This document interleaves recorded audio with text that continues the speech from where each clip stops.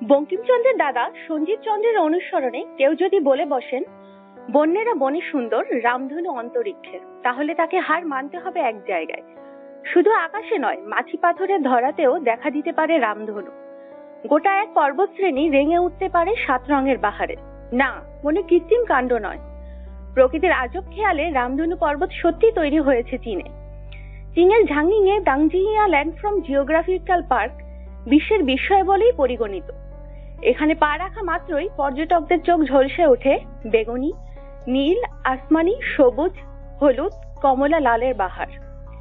আকাশে নয়, এই রংমহল পাহাড়ের গায়েই। মনে হয় কেউ যেন দানবীয় তুলিতে রং বলিয়েছে পাহাড়ের গায়ে। ভূবিজ্ঞানীদের বক্তব্য, এই রঙিন পাহাড় তৈরি হতে সময় লেগেছে 24 মিলিয়ন বছর। টেকটনিক প্লেটের সরণের ফলে এই পাহাড়ের খাড়াইগুলো তৈরি হয়, কিন্তু তার গায়ে এই বিচিত্র রঙের বাহার ধরে অন্য কারণে।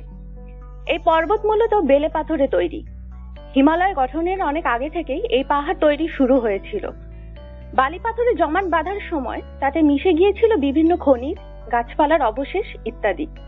এই মিশ্রণগুলি এই রঙিন দুনিয়া তৈরি করে। এই পাহাড়ের প্রাথমিক রংটি কিন্তু টকটকে লাল, তার উপরেই ক্রমে জমেছে অন্য রঙের উপকরণ। ক্রমাগত আবহ বিকারের এই পাহাড় তার বর্তমান রূপটি পরিগ্রহ করে বলে জানান ভূবিজ্ঞানীরা। উত্তর পশ্চিম চীনের এই অঞ্চল আর জনপ্রিয় পর্যটক ক্ষেত্র।